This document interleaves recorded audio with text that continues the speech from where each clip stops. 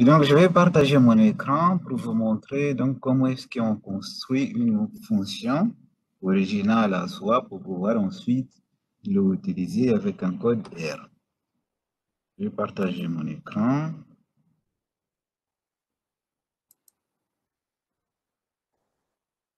Donc voilà. Avant de parler des fonctions à proprement parler, donc je vais vous parler des boucles.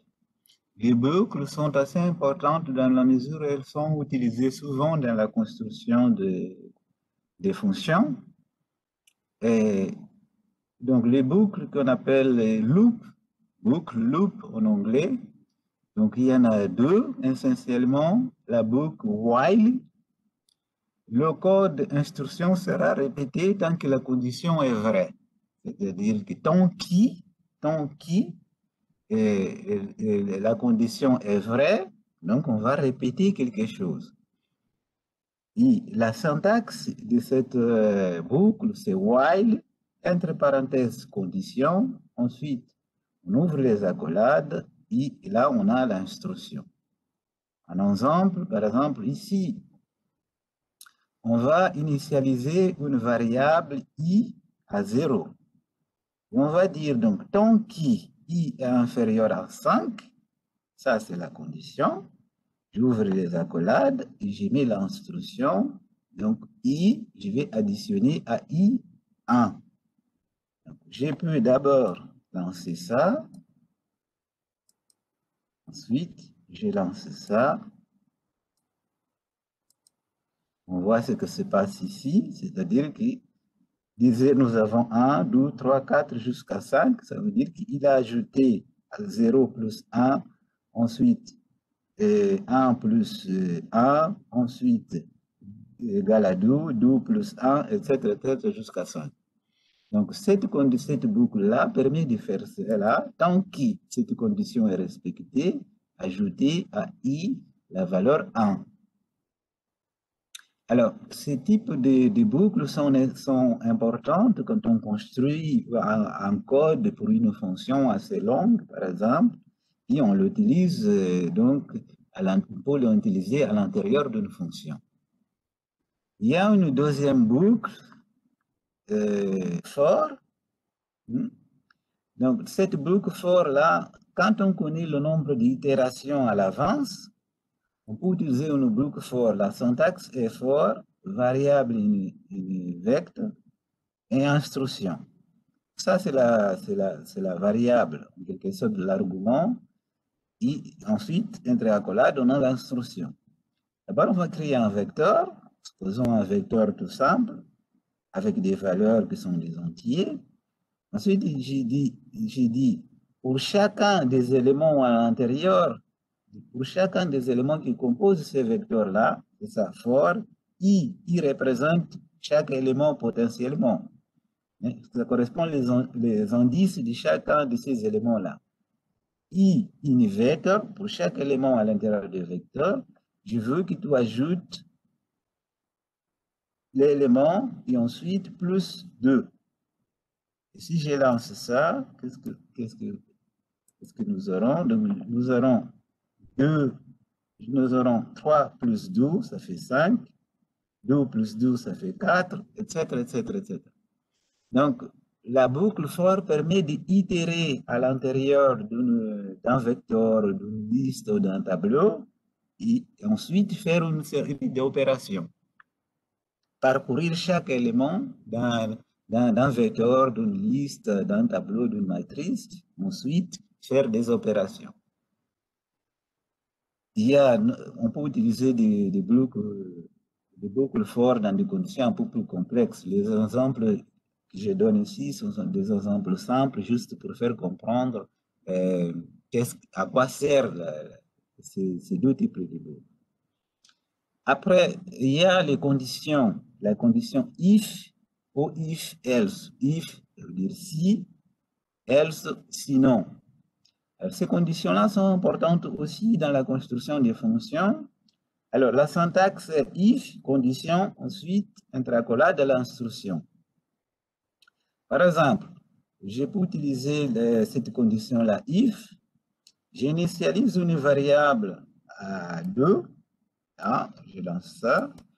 Ensuite, je dis if, j'ai la condition si x égale à 2, c'est-à-dire peu importe la valeur de x, mais si cette valeur-là est égale à 2, alors print hello, c'est-à-dire affiche hello.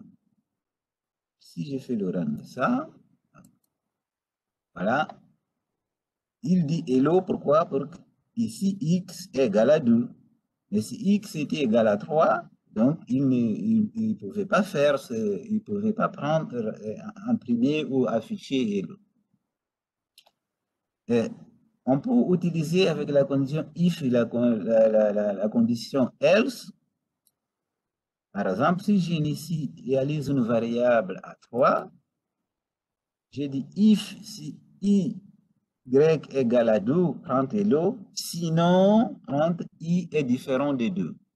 Donc le if, c'est-à-dire que dans cette condition, si tu fais ça, sinon tu fais autre chose. C'est ça que ça veut dire. Et donc, ici j'ai dit, si y égale à 2, affiche hello, sinon affiche y est différent de 2. Donc là, j'utilise les deux conditions, la condition if et la condition else en même temps. Et comme y n'est pas égal à 2 et égal à 3, alors il affiche y est différent des deux. Donc, on peut utiliser ces deux conditions dans des exemples un peu plus complexes. Encore une fois, là, c'est juste pour donner un exemple. Alors, on va voir maintenant, finalement, les fonctions. Tout ce que j'ai expliqué sur les boucles et sur les conditions, c'est parce que souvent, ces éléments-là sont utilisés dans les fonctions. Les fonctions qui est un objet R, qui font partie des objets R. Et donc, quelle est la syntaxe d'une fonction? On veut construire sa propre fonction. La fonction, on donne un nom à la fonction, et ensuite, on utilise donc la fonction ici, et ensuite, on a des arguments de la fonction, ensuite, on a l'instruction, l'expression de la fonction. Ça, c'est pour définir une fonction assez simple.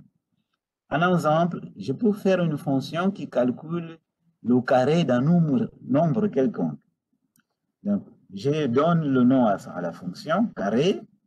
J'utilise donc ici la fonction, j'ouvre les parenthèses, je mets donc les arguments de la fonction. L'argument, c'est un x. X représente un nombre quelconque. Et ensuite, x, ce signe-là qui est puissance 2. Alors, si j'ai fait le run de ça, ça veut dire que j'ai construit une fonction et cette fonction-là, je peux l'utiliser avec n'importe quel nombre. Et donc ça, c'est une fonction assez simple où j'ai la fonction, argument et l'expression. Si j'ai plusieurs instructions dans une fonction, à ce moment-là, je dois utiliser les accolades. Donc, alors, il y a plusieurs fonctions. Je peux, par exemple, donner finalement l'exemple d'une fonction pour calculer le mode. Alors, si j'ai construit une fonction pour calculer le mode d'un vecteur, par exemple, dans ce cas-là, nous avons un vecteur avec une série de nombres. On sait que le mode, c'est la valeur qui est plus présent en termes de répétition à niveau d'un vecteur, d'une liste ou d'un tableau. Ici, on voit par exemple que le 6 est présent dans ce vecteur une fois, deux fois, trois fois et quatre fois. Donc ici, le mode de ce vecteur-là, c'est la valeur 6. J'ai construit une fonction pour calculer le mode. Et j'ai dit à cette fonction-là, j'utilise une autre fonction à l'intérieur, qui est valeur unique. Je souhaite les valeurs uniques de ce vecteur-là. Ensuite, je souhaite que tu comptes toutes les valeurs et que tu me dises quel est le nombre, la quantité des valeurs de chaque valeur unique, quelle est la quantité en termes de quantité de chaque valeur qui est présente dans ce vecteur-là. Et alors, la valeur qui est plus représentée dans ces vecteurs-là, ça sera le mode. J'ai construit ma fonction, ensuite je peux utiliser ma fonction pour calculer donc le mode de n'importe quel vecteur. Si je fais le rang de ça, ça c'est le vecteur. Ça peut être un autre vecteur. Une fois que la fonction est construite, je peux utiliser avec n'importe quel vecteur. Ici, pour donner un exemple, j'ai construit ici le vecteur. J'ai fait donc le rang de ma fonction. Et à ce moment, comme ma fonction s'appelle mode, comme toutes les fonctions, ensuite on a les parenthèses et ensuite on a les arguments de la fonction. J'ai mis donc un vecteur. Je vais voir, donc j'ai la valeur 6. Je peux construire un autre vecteur et à ce moment-là, je vais mettre le nom du vecteur ici et je vais lancer ma fonction et ma fonction me permettra de calculer le mode. Qu'est-ce que je voulais dire avec tous ces exemples que j'ai donnés? C'est que, je répète pour conclure, il y a des fonctions de base qui font partie du langage R. Il y a des fonctions qui font partie des packages. Pour utiliser les fonctions en question, il faut installer le package et ensuite charger le package. Et à ce moment-là, on peut utiliser des fonctions. Et je rappelle qu'un package, c'est une boîte à outils et que les outils qui sont à l'intérieur du package sont précisément les fonctions. Les fonctions qui sont des outils pour faire des opérations en R. Et par contre, ça, ce sont des fonctions que d'autres personnes ont élaborées. Vous pouvez élaborer vos propres fonctions. Et ça, ce que je viens de dire là, c'est des exemples de comment on peut élaborer une fonction pour pouvoir l'utiliser ensuite dans un code R pour faire une série d'opérations. Voilà pour aujourd'hui. Et on va voir la poursuite de nos cours d'initiation au langage R la semaine prochaine. Merci, à bientôt.